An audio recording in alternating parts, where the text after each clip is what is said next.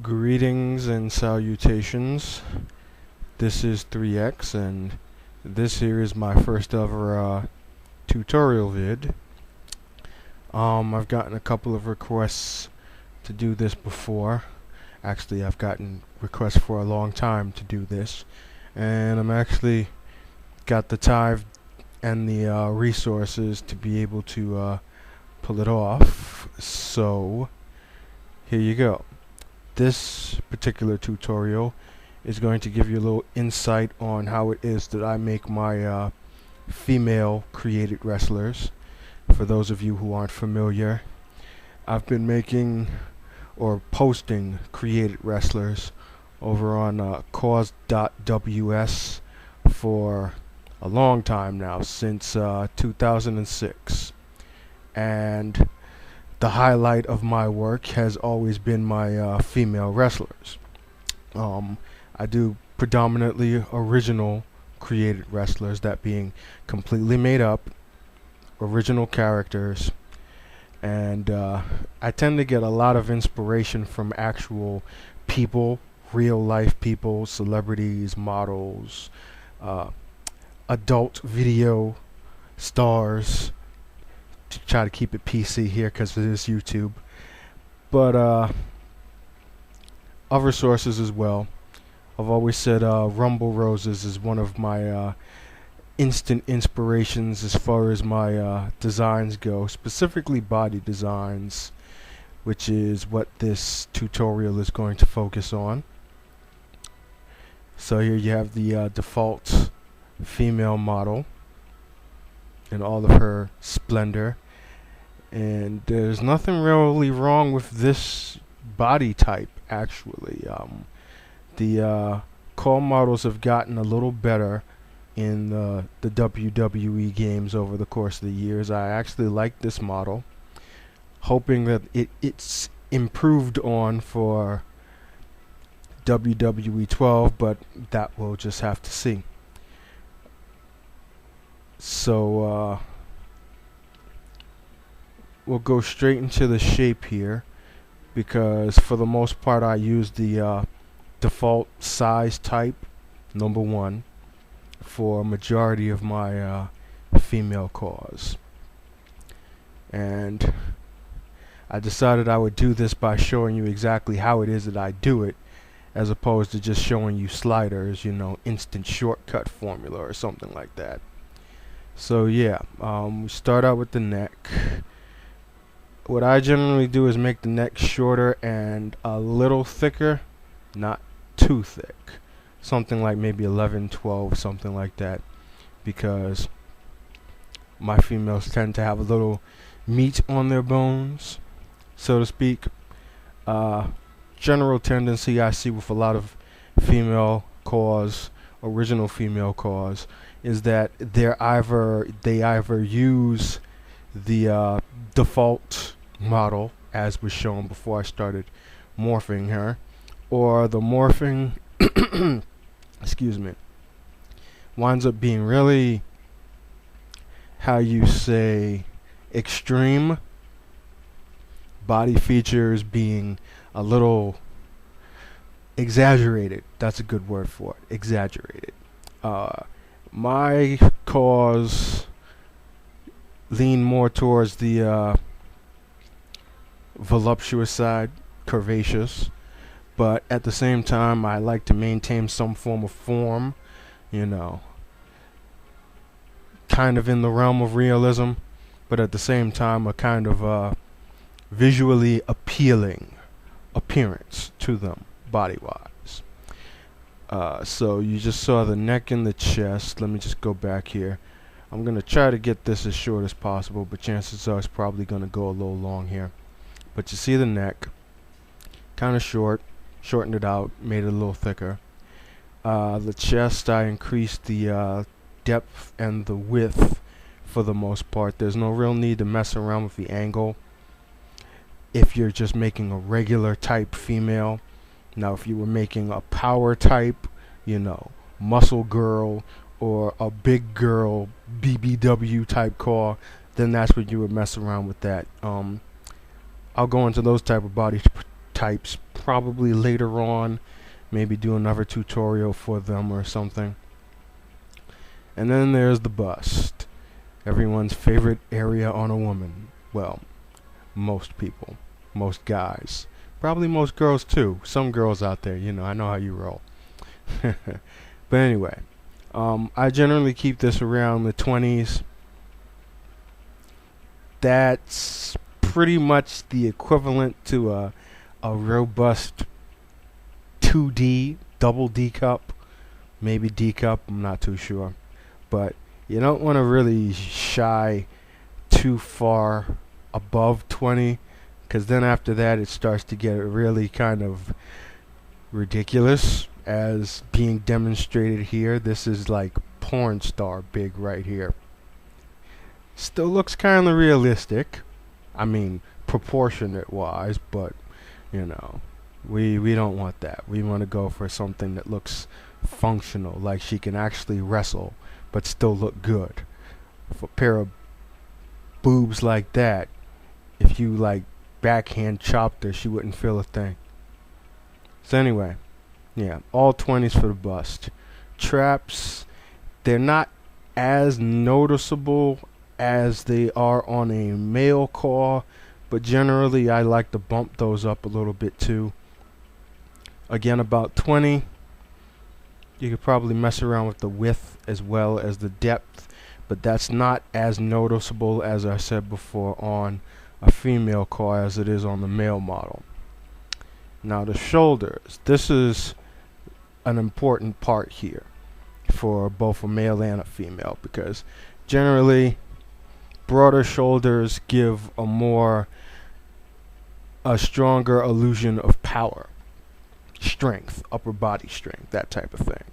So for a female, if you want her to be or look kind of athletic, or kind of like she can hold her own in the ring, or be stronger than most others in the ring, or what have you, I generally bump that up to maybe about between 20 to 30, at max 40. As you can see, it does look pretty realistic and proportionate to the increase in size that I gave to the chest area and the bust area. 40 would be the max for a normal sized 3X female CAW, probably a little lower than that. 20 would be the lowest. Anything above 40, again, I would pretty much do for a power type CAW, you know, bigger CAW, bigger female, like Jamie Fury or Sarah Warfield. Depth you can probably bump up to maybe about 20, 23, something like that. Again, that's one of those things that's not necessarily noticeable on a female CAW, but it's nice to do it anyway. You know, it just makes everything look more uniform, and that's what we want to go for, uniformity here. So that's the upper body there, and then comes the second most important part for me anyway, the abs. This is where pretty much you can create two effects. First off, you can obviously make the core a little thicker to indicate more size to the CAW, more weight to her. 20 is probably the maximum I would normally go for, but usually I don't bump that up as much. Maybe about 15 or so for the width, and maybe 15 to 20 on the depth. Now, if you notice, what I do here is I spin around the model to see exactly what it is that I'm doing, you know, to very carefully monitor the effects of the morphing that's being done. And as I can see here, she's kind of long in the middle. If you want to make the chest area, the top half, a little more noticeable, what you can do then is adjust the height, shorten that up a bit, maybe about -15, something like that, and you can pretty much see the difference. Now, if you wanted to make a more shapely form, then you can pretty much leave the width alone, or maybe bump it up single digits from 0 to about 7. Now, I said a couple of seconds ago that this has 2 effects, and now I'm going to show you what the second effect the abs does. It correlates directly into the waist, which is obviously the most prominent portion of a woman. Women naturally have wider hips than men do.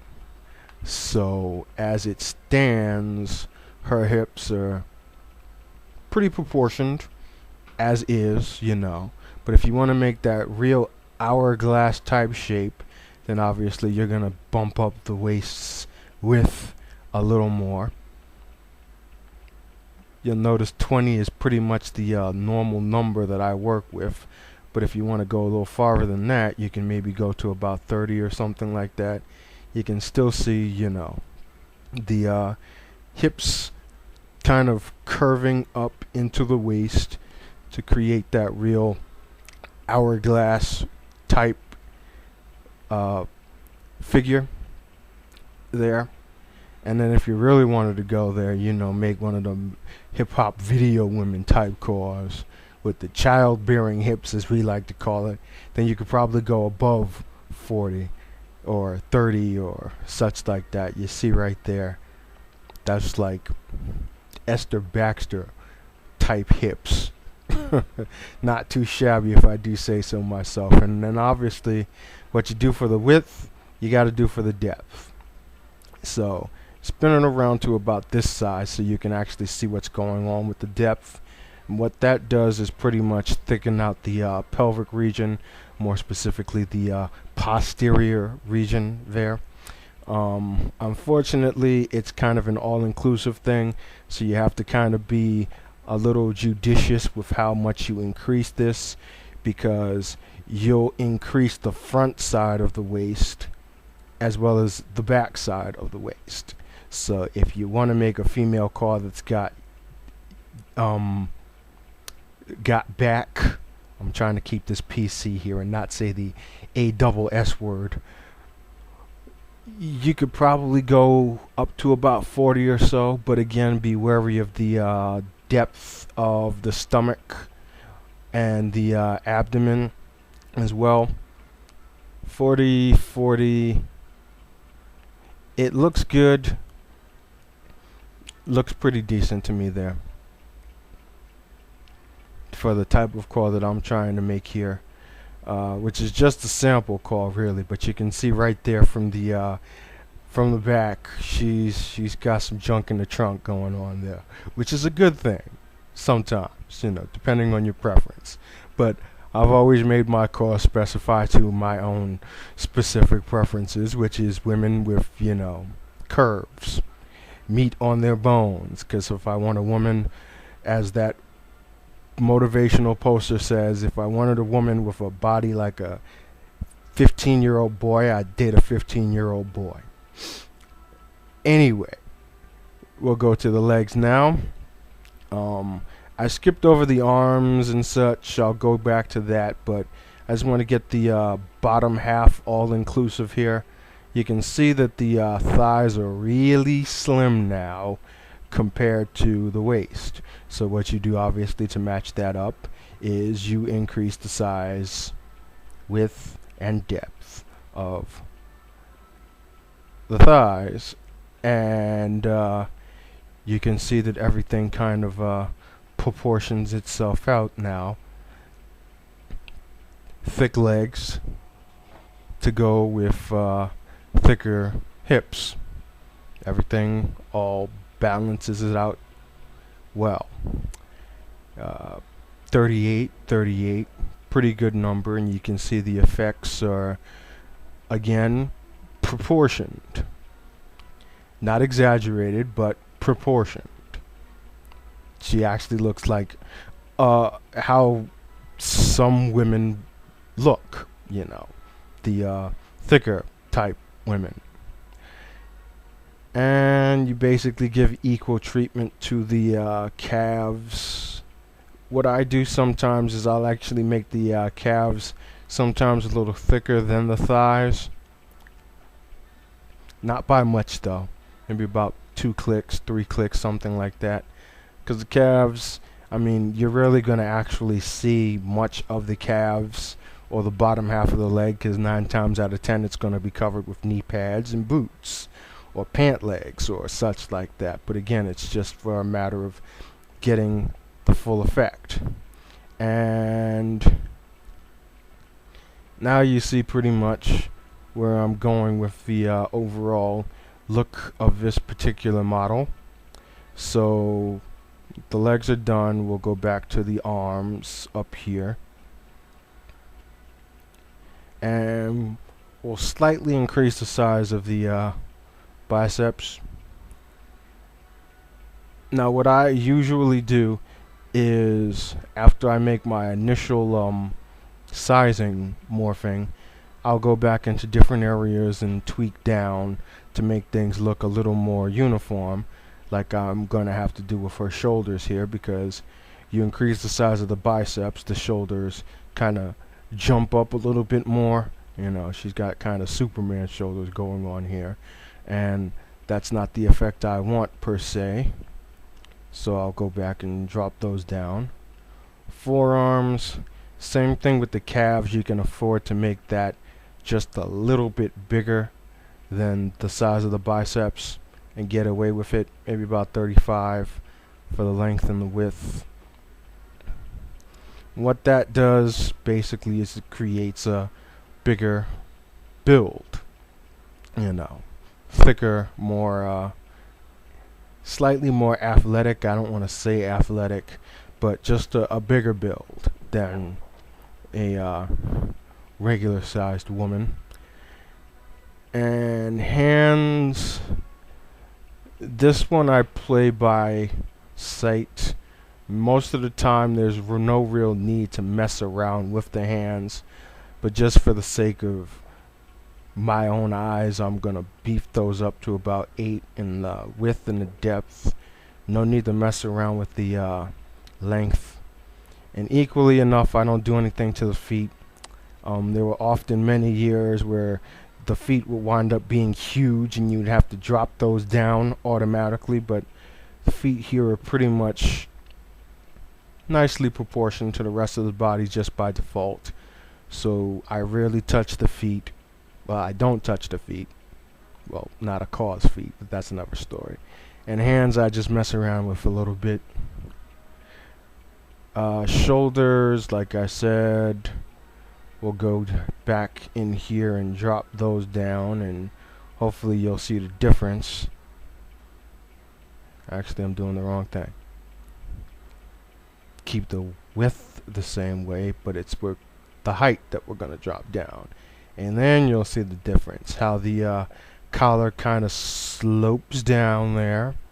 You know, no more Superman shoulder effect. Let's bring that up maybe to about 25. And yep, there you go. That is a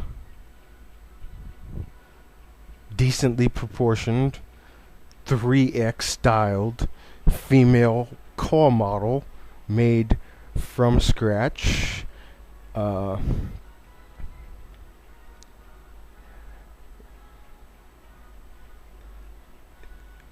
I don't know what else I'm going to do as far as this one goes, because I'm actually on my brother's profile here, not my own. So I'm not going to get too much in detail with the attire, but there's probably a couple of pointers that I can give you as far as that goes as well. But this was just the general tutorial how to, or how I should say, do my morphing, and you can pretty much see the results right there compared to the default model. She's looking a lot more how you say, sexier. And that's pretty much the direction that I go with for my female CAWS, old and new. And just seeing her standing here is one thing, but seeing her in action would be a completely different thing, and I'll have that taken care of in the next tutorial and show you exactly how the final product looks. So this was the first 3X how-to. I'm going to keep the name default because I haven't thought of a name or anything like that. This was just basically for show and tell. But this won't be the first. Well, this is the first, but it won't be the last tutorial from yours truly, by request, by you guys. And I will see you again soon.